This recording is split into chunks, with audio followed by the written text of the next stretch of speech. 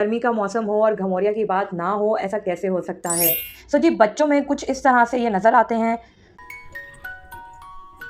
और बड़ों में कुछ इस तरीके से। तो भाई अगर ये हीट रैश आपको इतने ज़्यादा सिवियर नहीं हो रहे और अभी इनको निकले कुछ ही दिन हुए हैं, तो आप मेरी इस वीडियो में बताई गई टिप्स को फॉलो करें और बहुत जल्द आपके ये जो घमौरिया और गर्मी दाने हैं ये ख़त्म हो जाएंगे।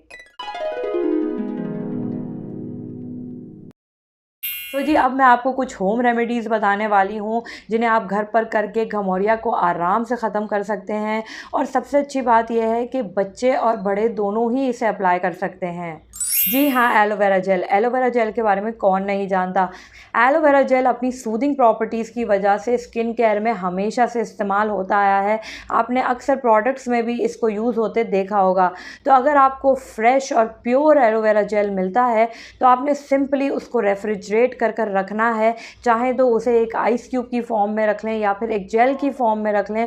और फ्रेश एलोवेरा जेल को आपने घमौरिया या गर्मी दाने वाले एरियाज़ में अप्लाई करना है रेगुलर बेसिस पर। और कुछ ही दिनों में आप देखेंगे कि आपके घमौरिया कितनी जल्दी ठीक होने लगे हैं। जी हाँ, संदलवुड का पाउडर, प्योर संदल की लकड़ी का पाउडर अगर आपको मिल जाता है तो ये अपनी एंटीसेप्टिक प्रॉपर्टीज़ की वजह से बहुत ज़्यादा पॉपुलर है।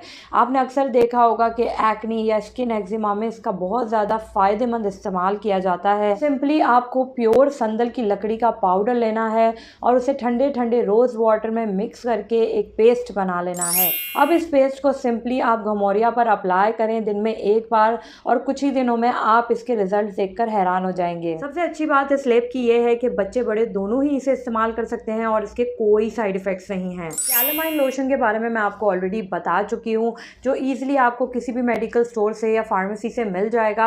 अगर आप चाहें तो सिंपली कैलामाइन लोशन लेकर अपने घमौरिया पर अप्लाई कर सकते हैं। इसके अलावा कैलामाइन पाउडर भी मिलता है जो बहुत आराम से आपको मार्केट से मिल जाएगा।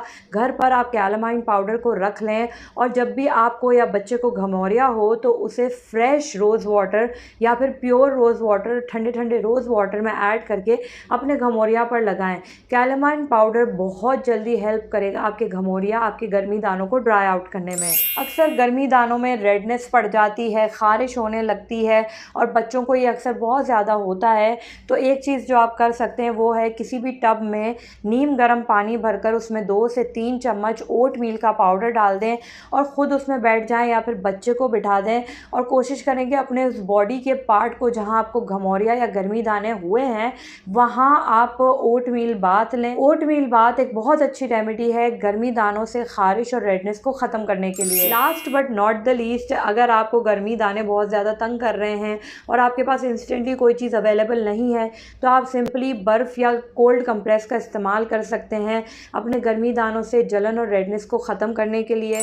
क्यूकम्बर का जूस भी बहुत ज़्यादा हेल्पफुल रहता है आपके गर्मी दानों से जलन और रेडनेस को ख़त्म करने के लिए। तो सिंपली आप एक आइस क्यूब फॉर्म में क्यूकम्बर का जूस भर सकते हैं और फिर उसे अपने गर्मी दानों में अप्लाई कर सकते हैं। चलें जी, इसी के साथ करती हूँ वीडियो को एंड। उम्मीद करती हूँ आपको मेरी ये वीडियो पसंद आई होगी।